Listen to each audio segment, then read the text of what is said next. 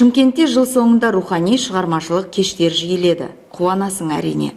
Көпшіліктің ойын сергітіп, көңілін серпілткен сәттер ақын, композитор, драматург Исраил Сапарбайдың 80 жылдығына арналған Имани Гүлдің төркіні атты кешінен басталған еді. Менің Шымкент шаһарында осындай бір кештің болып отқаны мен үшін мәртебе. Соның ішінде мен де бармын. Келгендеріңізге мыңда бір рахмет. Жаңа айтылып жатқан марапатты, мысалы, Құдайға мыңда бір шүкір. Енді аудан болсын, қала болсын, тіптен астана болсын, бір басқаратын, соның бір салмағын өлшеп отыратын, оны енді аспаннан түскен Алла емес, бірақ бәріміз пендеміз, әкім де, тіпті патшамыз да, бірақ мынау рухани дүние бар. Әкімді халық сайлайды. Сонсоң бірақ ақынды халық қана сайлайды. Алланың берген нығметі бұл. Соны кейін ғой біз елден алып, халықтан алып, халыққа қайтып береміз. Бүгінгі ұлыстың ұлы күні осы деп білемін. Мен сіздерге құлша қызмет етуге дайынмын, қай кезде де. Соған мен өзім солай болып, табиғатым солай. Екінші дүниежүзілік соғыс басталған қиын кезеңде Өзбекстанның Самарқанында дүниеге келген Исраил аға әкесінен ерте айырылған. Анасы 3 ұлын аштықтан да, қанаттының қаһарынан да қорғап, өсіріп ер жеткізді. Шымкентті ерекше жақсы көретін үнемі айтып жүреді. Осында студент атанды. Шымкент педагогика институтының тіл әдебиет факультетін бітірген соң, бірнеше жыл бойы Шымкент облыстық Оңтүстік Қазақстан газетінде жұмыс істеген. Исраил Сапарбай қазақ поэзиясында өзіндік қолтаңбасы бар. 20 ғасырдағы лирика жанрының жарқын келбетін жасаған ақындардың бірі.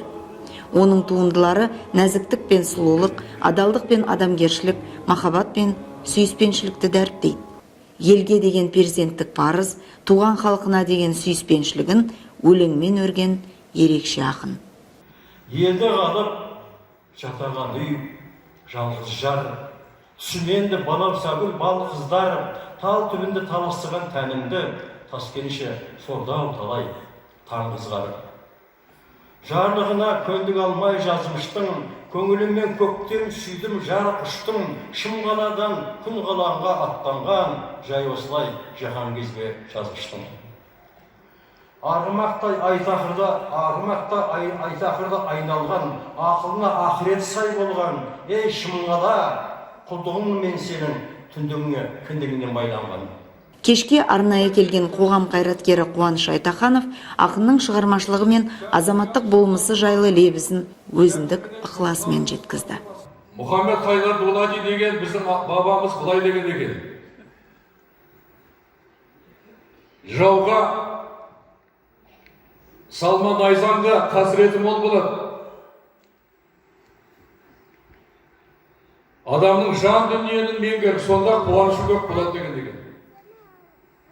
Міне, бүгінгі біздің ақынымыз, біздің Исраил ағамыз, адамның жан дүниесін зерттеген үлкен белгілі ақын, сазгер, драматург. Бұл кісінің ақындық ерекшеліктері басқа ақындарға қарағанда өзі ерекшелеп дараланып тұрады. Себебі бұл кісі үлкен туапты сыршыл ақын.